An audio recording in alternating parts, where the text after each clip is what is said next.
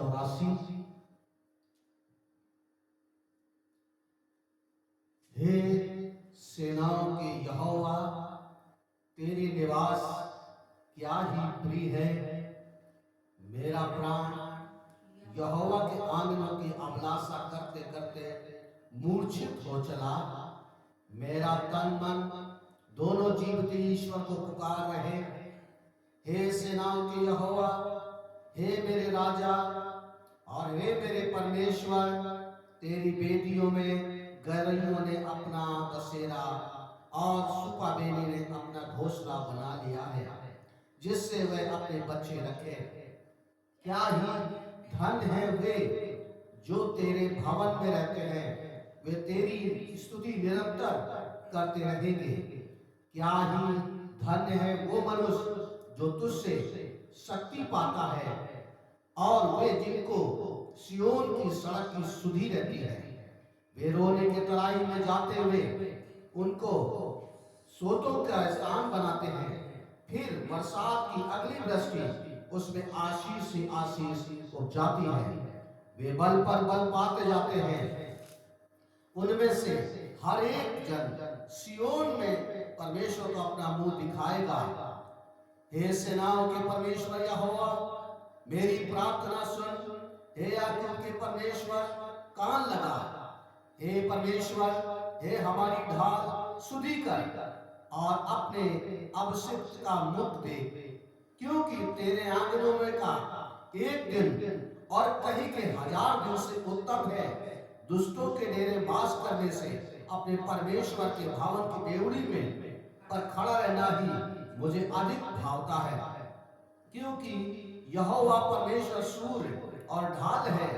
यहोवा अनुग्रह करेगा और महिमा देगा, और जो लोग खरी चाल चलते हैं उनसे वे कोई अच्छा पदार्थ रख न छोड़ेगा। हे सेनाओं के यहोवा, क्या ही धन्य है वो मनुष्य जो तुझ पर भरोसा रखता है। प्रभु अपने वचन पर और पढ़े और सुने जाने पर आशीष दे। परमेश्वर का धन्यवाद। कितनी अच्छी बात। एक व्यस्त व्यक्ति तमाम जगहों का घूमा हुआ, अनुभव किया हुआ, हर प्रकार के व्यंजनों का, हर प्रकार के माहौल का, वातावरण का, हर प्रकार के लोगों का, हर प्रकार की परिस्थिति का, लेकिन उसने कहा एक दिन कहीं के 1000 दिन से उत्तम है। वो उत्तम दिन किसी अच्छे काम में नहीं, कहीं घूमने या खुशियों मनाने में नहीं, तमाम चीजों को खरीदने और बेचने में नहीं, बल्कि परमेश्वर की उपस्थिति में। ये दिन भजन सताकर 65 पढ़े वाले का है 4 पद में, क्या ही धन्य वो मनुष्य जिसको परमेश्वर चुनकर अपने समीप आने देता है। ये सौभाग्य सबको नहीं मिलता, लेकिन परमेश्वर सबको देना चाहता है, क्योंकि ये उसकी योजना में है। परमेश्वर के वचन में जब हम पढ़ रहे थे, और इस विषय में अगर हम उत्पत्ति की किताब और इसका 26वें अध्याय में जाएं और वहां पहले और दूसरे पद में पढ़े, तीसरे में, और परमेश्वर वहां बाइबल बताती है कि उस देश में यानी कनान में जब अकाल पड़ गया और अकाल भयंकर होने लगा, और भी अकाल भयंकर होने लगा, और सब कुछ परिस्थितियां विपरीत होने लगी, और तमाम प्रकार की परिस्थितियां समस्या पैदा करके और महंगाई और बहुत सी घटियां होने लगी। और तब उसने विचार किया कि मैं इस पड़ोसी देश मिस्र में चला जाऊं, और तब परमेश्वर का वचन बताता है, परमेश्वर ने उससे कहा तो मिस्र जाने से मत जा, रोका। परमेश्वर कई बार हमारे निर्णय, हमारे डिसीजन, हमारे विचारों को परमेश्वर सिद्ध नहीं होने देता है, रोकता है। अकाली की परिस्थिति में भागने से कोई फायदा नहीं। परमेश्वर कहता है तू वही पर रहे और मैं तुझे आशीष दूंगा और क्या करूंगा, बढ़ाऊंगा। परमेश्वर के वचन में जब हम उत्पत्ति के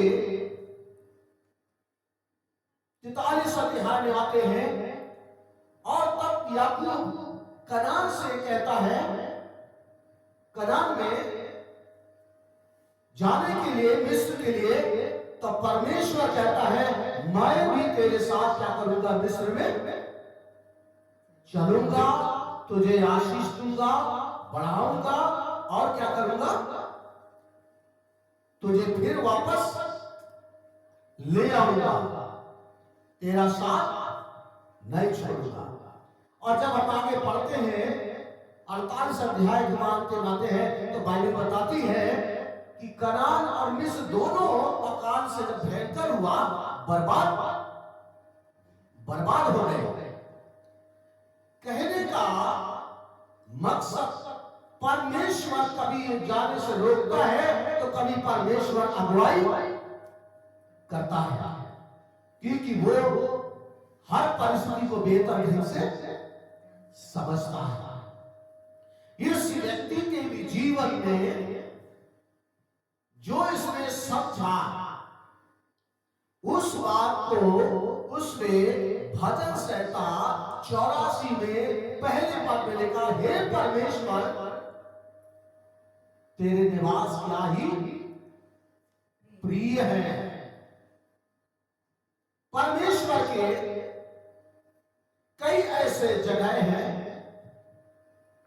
लोग भवनों में बैठ करके पूरा जीवन क्या कर देते थे, बिता देते थे।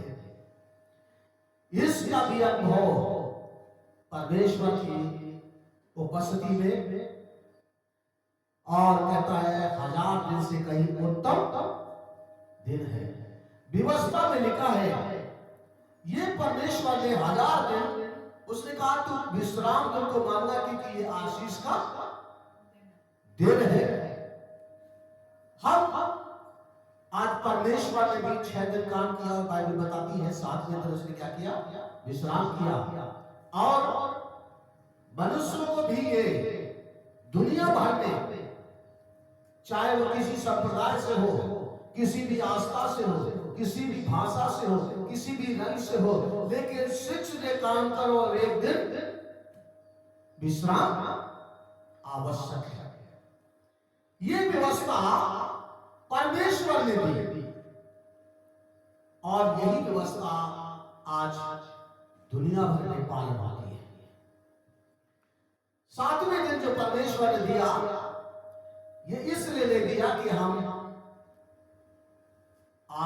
दुनियादारी में तमाम चीजों में, बल्कि क्या करते थे, पुराने परमेश्वर का वचन बताता है जब से ये व्यवस्था आई, लोग क्या करते थे, उस दिन परमेश्वर की आराधना करते थे, परमेश्वर की महिमा करते थे, परमेश्वर की स्तुति में, आन संगति में और उसकी इच्छा में बड़े श्रद्धा पूर्वक उत्साह के साथ आनंद मनाते थे, आराधना करते थे। और वो आराधनाएं ही आशीष देती थी और परमेश्वर उनको क्या कर देता था, बढ़ाता था। वो तब भी बढ़ाता है और परमेश्वर आज भी वही परमेश्वर है जो हमें बढ़ाना जानता है। लोग गिरा सकते हैं लेकिन परमेश्वर गिरते हुओं को उठाना, भजे से तब कहता है वो गिरते हुओं क्या कर देता है, सीधा खड़ा करता है। परमेश्वर ऐसा परमेश्वर है। और जब दुनिया बड़ी विषम परिस्थिति में थी, तब यीशु मसीह जब इस दुनिया में आए और उसने कहा मैं बंधुओं को छुड़ाने और सुसमाचार बताने के लिए इस दुनिया में आया। प्रभु यीशु मसीह के पास हर मनुष्य के लिए एक अच्छा संदेश, सुसमाचार है। और इसीलिए जिसकी मुलाकात अगर पौलुस के जीवन से और पढ़े, वहां पर तीतुस की पत्री में वो कहता है, और बड़े अच्छे से वहां पर हम देखेंगे, वो कहता है क्योंकि तीतुस 3 और उसका 3 पद, क्योंकि हम भी पहले निर्बुद्धि थे जब तक मेरी मुलाकात प्रभु यीशु मसीह से ना हुई, क्योंकि हम भी पहले निर्बुद्धि और आज्ञा ना मानने वाले और भ्रम में पड़े हुए थे, रंग रंग की अभिलाषाओं में और सुख विलास के दासत्व में थे, और बैर भाव डाय करने में जीवन निर्वाह करते थे। इफिसियों की पत्री 2 अध्याय 2 पद कहता है, पापों में दबे हुए थे, पापों के में दबे और मरे हुए थे, परंतु प्रभु यीशु मसीह ने क्या कर दिया, और इसलिए प्रभु ने आकर के जब पौलुस की मुलाकात हुई, और तब उसका जीवन का सब कुछ क्या हो गया, परमेश्वर जीवन बदलता है, सब कुछ बदल देता है। क्यों? इसलिए क्योंकि हम वही काम करने की कोशिश करता है परमेश्वर का जन जो परमेश्वर चाहते हैं।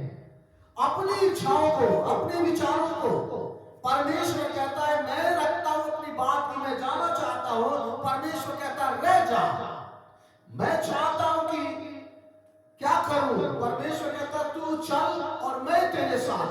कभी परमेश्वर रोकता है तो कभी अच्छे ढंग से हमारी अगुवाई करता है। इसका मतलब है कि परमेश्वर की इच्छा के बिना हमारा जीवन कष्ट में पड़ सकता है, लेकिन जब परमेश्वर की इच्छा में चलते हैं तो परमेश्वर हमारे जीवनों को, हमारे भविष्य को, हमारे सब कुछ को, क्योंकि परमेश्वर का वचन कहता है यहां पर हमारे कामों के अनुसार परमेश्वर हमसे कामों के अनुसार, भजन संहिता 103 कहता है हमारे कामों के अनुसार हमसे परमेश्वर व्यवहार नहीं करता, और ना ही यहां पर कहता है 5वें पद में उसने हमारा उद्धार किया, वो यह है कि धर्म के कामों के कारण नहीं, पर हमने आप किए, पर अपनी दया के अनुसार नए जन के साथ और पवित्र आत्मा के तथा बनाने के, नया बनाने के द्वारा बना। प्रभु यीशु मसीह ने हमारे धर्म के कामों के अनुसार नहीं कि हमारे धार्मिक काम बहुत अच्छे हैं, हम बहुत ही धार्मिक हैं या बहुत ही हम अच्छा काम करने वाले हैं, इसलिए नहीं। परमेश्वर उद्धार, छुटकारा हमें इसलिए देता है क्योंकि वो उसकी दया है, और उसी की दया से हमें छुटकारा हर एक उन बातों से, पाप से ही नहीं परिस्थितियों से भी छुटकारा मिलता है। परमेश्वर के जब साथ चलता है इंसान तो अपने मेहनत की कमाइयों को परमेश्वर के सामने रखता है, और परमेश्वर उसमें आशीष देता है, और वो आशीष परमेश्वर की बढ़ती है, क्योंकि परमेश्वर का वचन कहता है जब परमेश्वर लोगों को आशीष देता है तो उसमें कष्ट नहीं मिलाता है। भले ही समस्याएं आकर के सामने खड़ी हो, लेकिन उसे कोई फर्क नहीं पड़ता। परमेश्वर 2024 में हम सबके साथ रहा, और हम सबकी अच्छे ढंग से अगुवाई की, और 25 में लाकर खड़ा किया। कुछ बातों को परमेश्वर के वचन में कहता है, इसी के तीतुस के और दूसरा पद के 3 का 2 के पद में पहले लिखा है तू किसी को क्या करना, बदनाम ना करना। आज लोग एक दूसरे को बदनाम करते हैं, तू किसी को बदनाम ना करना। दूसरी बात, मत्ती का सुसमाचार कहता है तू किसी पर दोष ना लगाना, क्योंकि परमेश्वर का वचन कहता है, यशायाह 58:9 पर कहता है तू उंगली ना उठाना।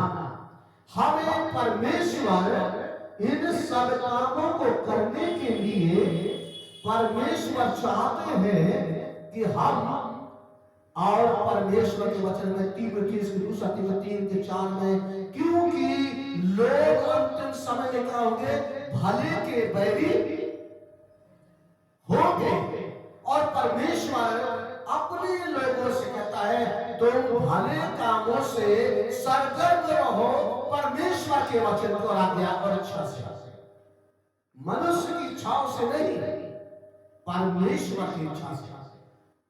हम इसलिए इस पृथ्वी पर सृजे गए हैं कि हमारे द्वारा बुराई ना हो, गलतियां ना हो, हमारे द्वारा पर भलाई हो और लोग भले कामों के द्वारा से परमेश्वर की महिमा करें।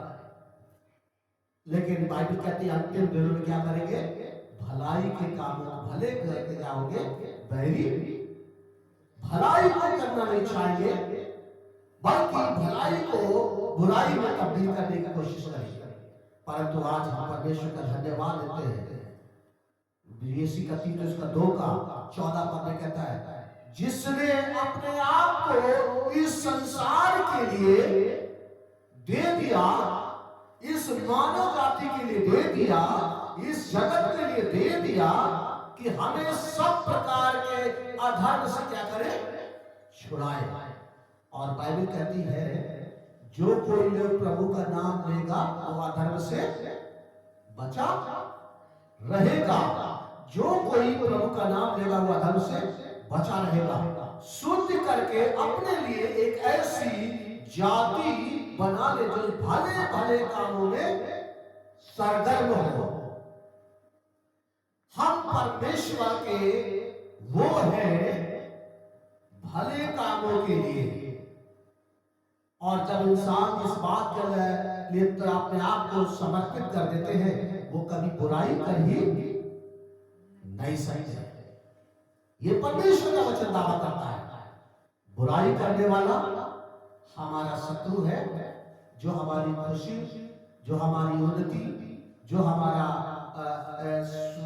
अच्छा आनंद या हमारे तमाम प्रकार की सफलताएं देख नहीं सकता।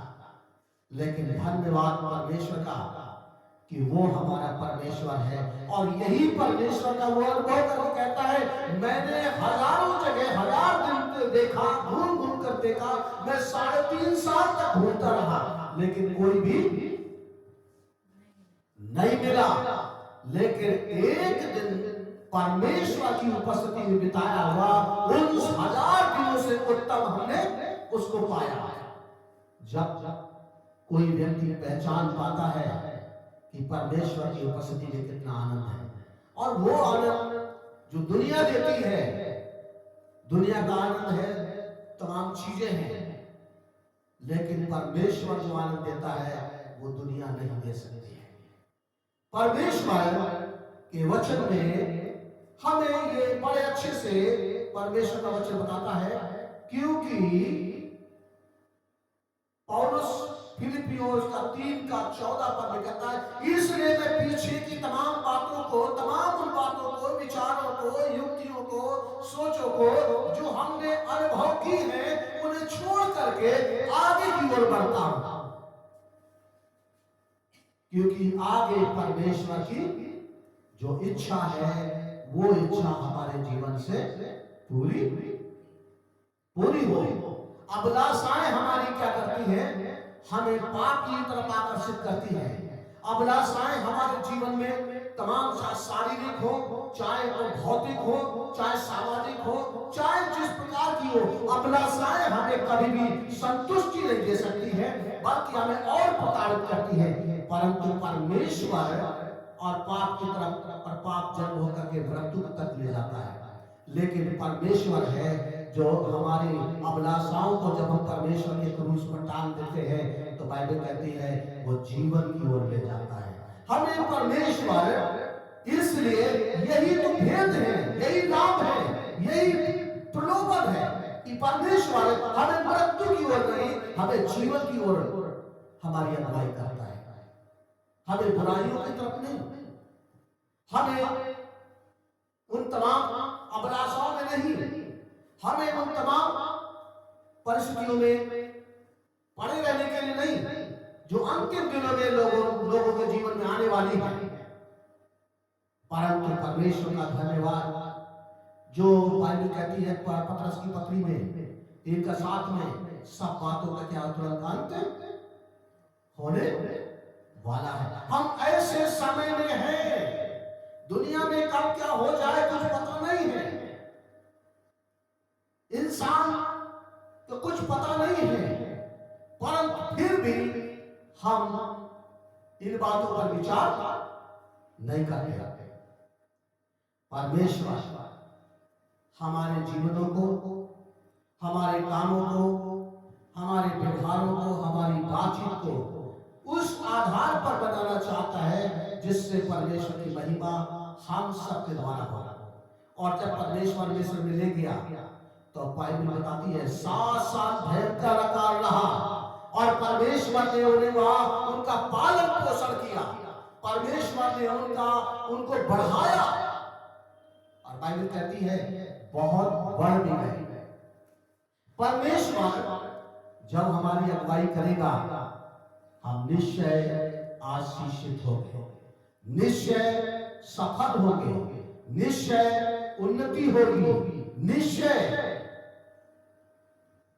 क्योंकि परमेश्वर ही है जो कहता है तो फले और फूले और बढ़े। बढ़ाने और सींचने वाला कोई और हो सकता है, लेकिन बढ़ाने वाला केवल एक ही है और वो है परमेश्वर। और वो हमारे जीवन में कैसी भी कठिनाइयां भरी परिस्थितियां दिखाई दे, हमें उन परिस्थितियों में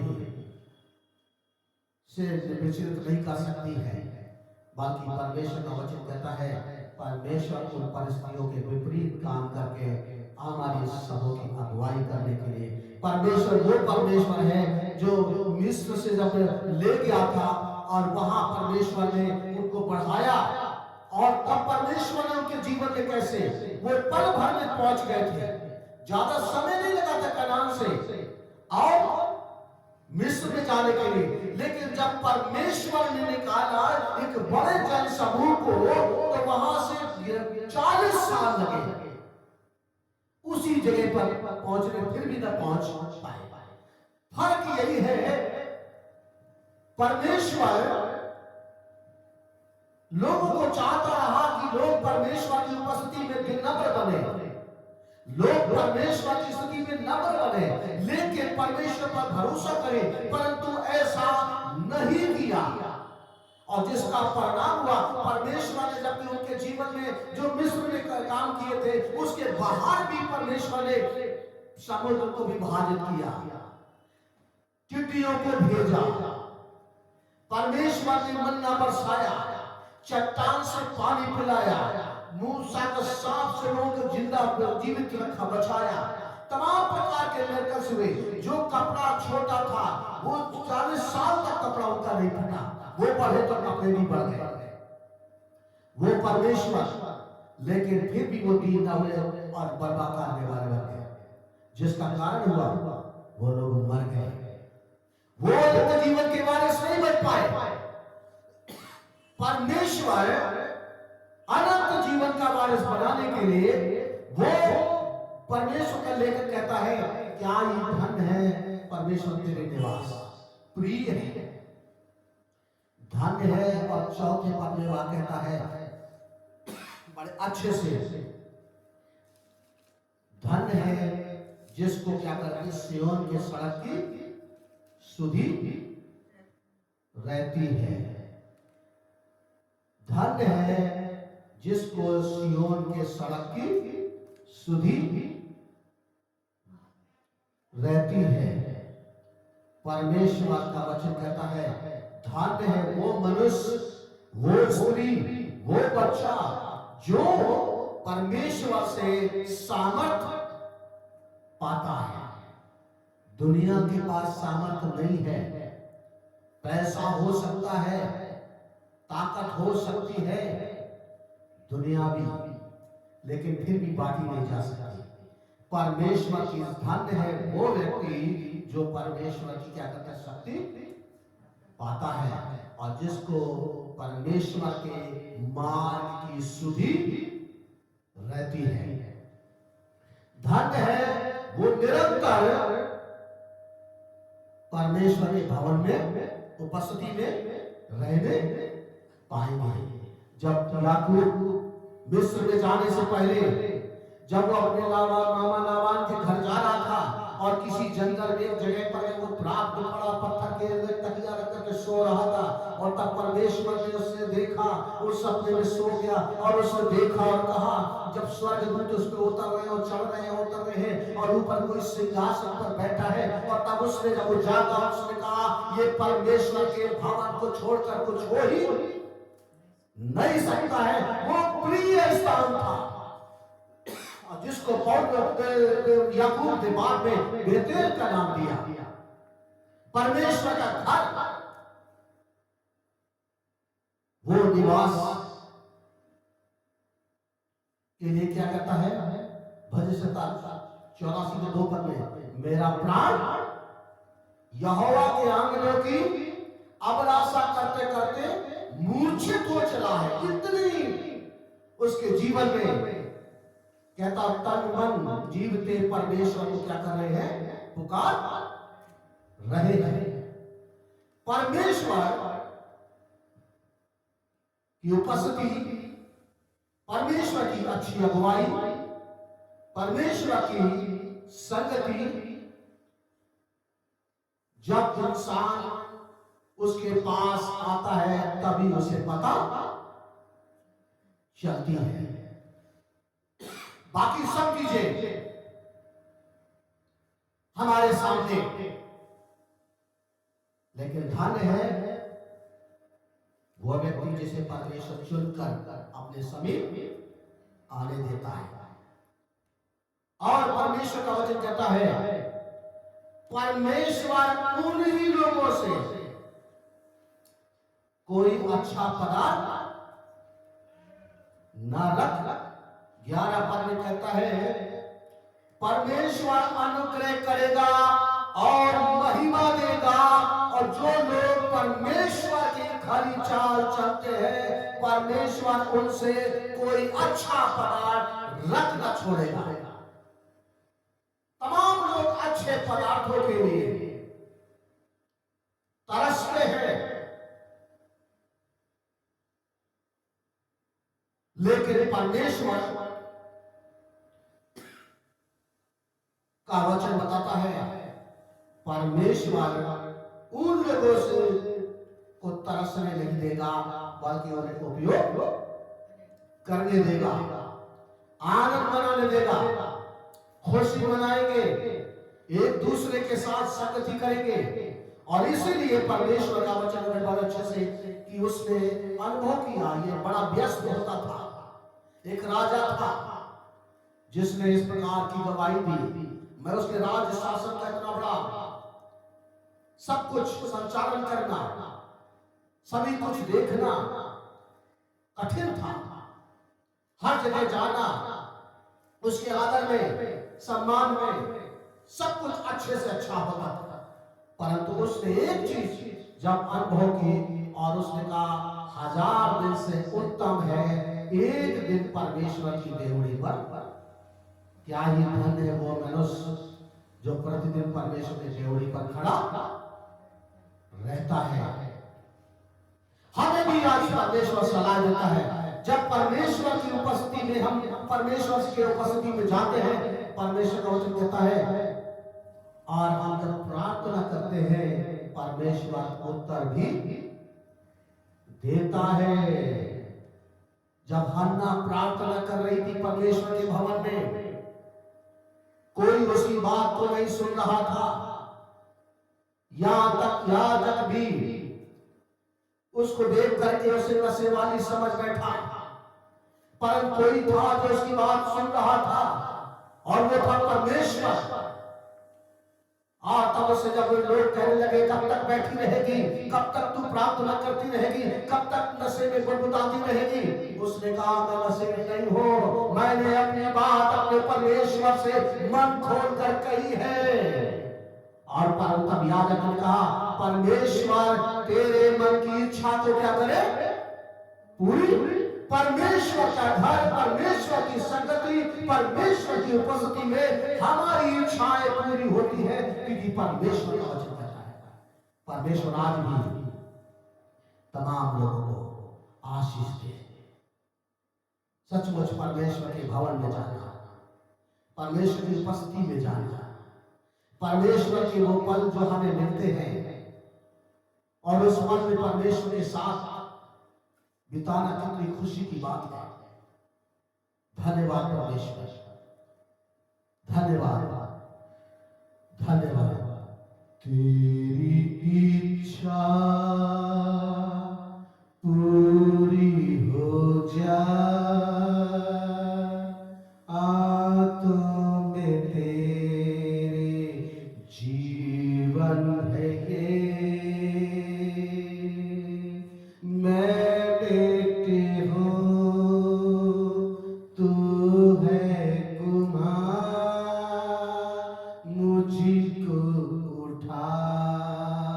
मुझको बना, मैं मिट्टी हूँ तू है कुम्हार, मुझको उठा मुझको बना।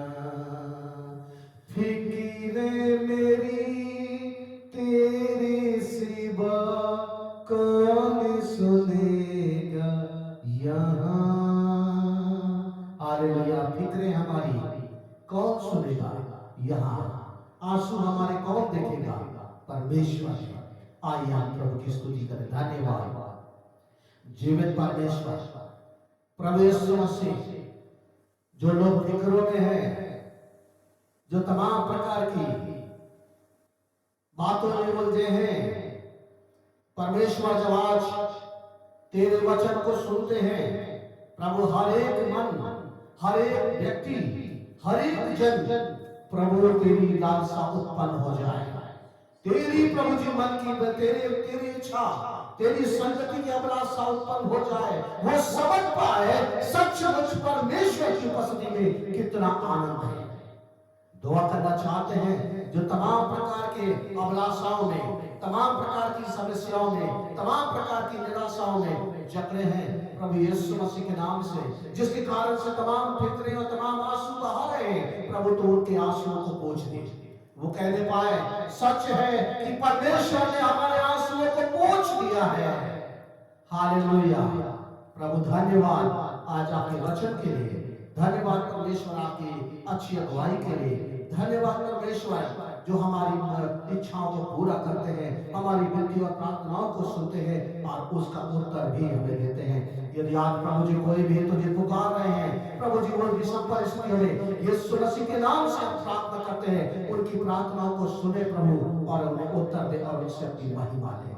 धन्यवाद परमेश्वर, धन्यवाद परमेश्वर, धन्यवाद परमेश्वर आज के आपके वचन के लिए, धन्यवाद परमेश्वर आपकी उपस्थिति इसे अच्छी शिक्षा के लिए जो हमारे जीवन को प्रभु जी उन्नत करती है, आशीषित करती है, सफलता की ओर बढ़ाती है, हमें निष्फल नहीं होने देती है, बल्कि हमें सफल होने के लिए खुशियों से भर देती है।